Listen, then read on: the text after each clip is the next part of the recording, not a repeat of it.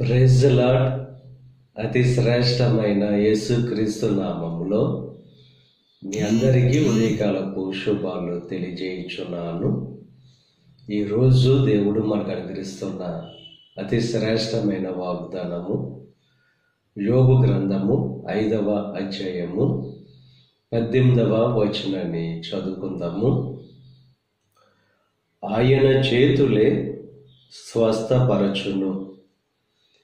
ఈరోజు దేవుడు స్వస్థపరుస్తానని చెప్పి వాగ్దానం చేస్తున్నారు.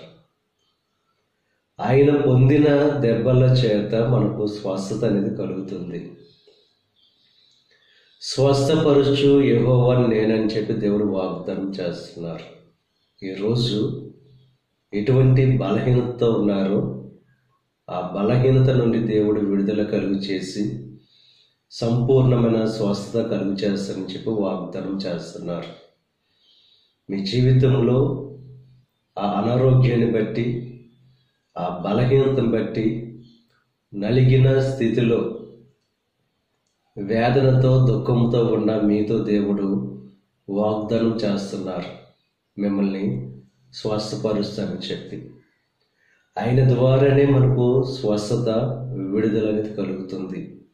ఆయన మనం సృష్టించాడు గనుక మన శరీరంలో కలిగే బలహీనతలు కూడా ఆయన ద్వారానే మనకు స్వస్థత విడుదల కలుగుతుంది. 12 సంవత్సరాల నుంచి రక్తస్రావం అనే బలహీనత బాధపడుతున్న స్త్రీ యేసు క్రీస్తు యొక్క వస్త్రపు చెంగు విశ్వాసముతో నమ్మకముతో ముట్టుకోగానే గొప్ప స్వస్థత విడుదల కలిగింది. ఈరోజు ఎటువంటి బలహీనత ఉన్నా, ఎటువంటి కష్టంతో ఉన్నా, ఎప్పుడైతే దేవుని దగ్గరికి వస్తే ఆయన స్వస్థపరుస్తాడు.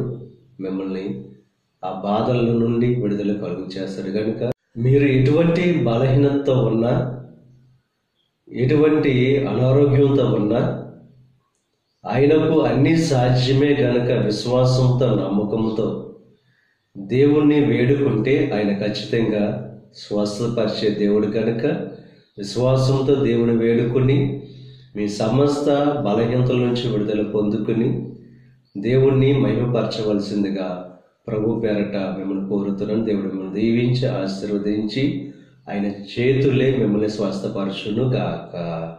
ఆమేన్. ప్రార్థన చేసుకుందాం. పరిశుద్ధుడా, మహోన్నతుడా, కృప కలిగిన దేవ, ఈ ఉదయకాల సమయంలో అనుగ్రహించిన అతి శ్రేష్టమైన వాగ్దానాన్ని బట్టి నీకు స్తుతులు చెల్లిస్తున్నాం. ఆయన చేతులే స్వస్థపరచునని చెప్పి వాగ్దానం చేస్తావు. నువ్వు నమ్మదగిన దేవుడవు. ఈ ప్రార్థనలో ఏకీపిస్తున్న ప్రతి ఒక్కరిని స్వస్థపరిచి మంచి ఆరోగ్యాలు ఇచ్చి నీ కృపలో భద్రపరచండి. ఈ ప్రార్థనలో ఏకీపిస్తున్న ప్రతి ఒక్కరిని దీవించి ఆశీర్వదించండి. ఈ రోజు తలపెట్టిన ప్రతి కార్యాన్ని సఫలం చేయండి. వారి రాకపోకల్లో నీకు సహాయం అనుగ్రహించండి. ఈ దిన ఆశీర్వాదాలు ప్రతి ఒక్కరి మీద మెండుగా క్రమరింపచేసి నీ దీవులతో నింపి నడిపించమని యేసుక్రీస్తు నామం పేరట వేడుకొనుచున్నాం తండ్రి. ఆమేన్. తండ్రి, కుమార, పరిశుద్ధాత్మ త్రియేక దేవుని యొక్క కృప సదాకాలం మనకు తోడై ఉండి దేవుని యొక్క దీవెనలు ఆశీర్వాదాలతో నింపి నడిపించును గాక.